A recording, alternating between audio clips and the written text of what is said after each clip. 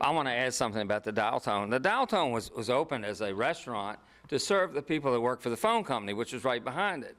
That's where it got its name. Well, Leo Curry was our local Jack Ruby, and he was able to make deals with different officials in town to kind of give him a free hand, as long as nothing really untoward went on in the place. And at night, he would pull all the tables back and open the jukebox, and he let the gay crowd come in there. It was almost all men. And you were able to dance. That was the first time we could dance in Richmond. But you couldn't slow dance, and if you did try and slow dance, the bouncer quickly separated you.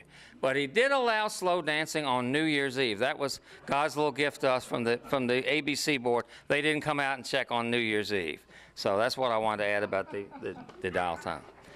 In the early 70s, when the gay entertainment was exploding around the country, we had these huge mega bars open in Baltimore and Washington and New York and even down in Norfolk, but we had nothing in Richmond except the Dial Tone. And then Leo Corey opened the 409 Club down on 409 West Broad, and that was a kind of a hole in a wall where they had a reel-to-reel tape recorder, and they changed the tape every 4 or 5 months, so everybody knew what was coming up next. It was Bette Midler and Dinah Ross and early Gloria Gaynor. Remember, Zzz, I'm your honeybee, I'm gonna sting you.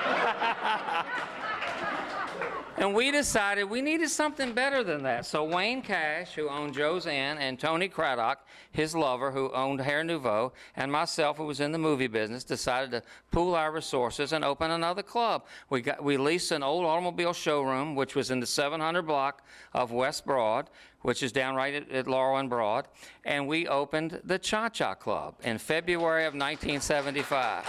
We had a raised dance floor, we had a DJ up in the booth with real records, and for $2 you could come in and bring your own bottle and have a ball, and it was a huge success for 2 or 3 years. We didn't have air conditioning, and we barely had heat, and so it kind of wore out after about 3 years, and we sold it to August Moon, another local impresario, and he turned it into Wild Cherry, a hip-hop club.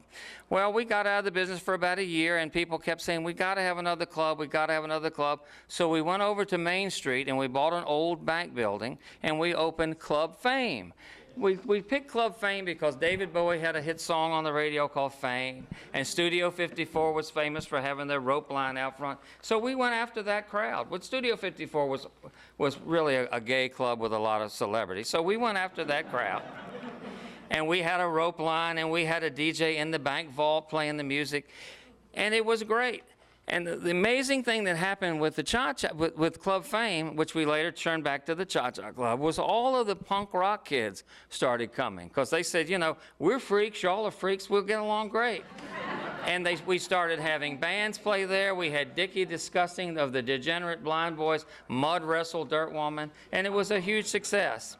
But then the ABC board came in and said, look, you can't brown bag in this club. You're not truly a private club. And we're going to come in every night, and we're going to bust you if people have alcohol. We couldn't get a private license, and we eventually had to fold. So in 1983, there was no more ChaCha Club. But within 2 or 3 years, you had big clubs in Richmond with dancing and liquor, and everything was fine. But that's how it all started.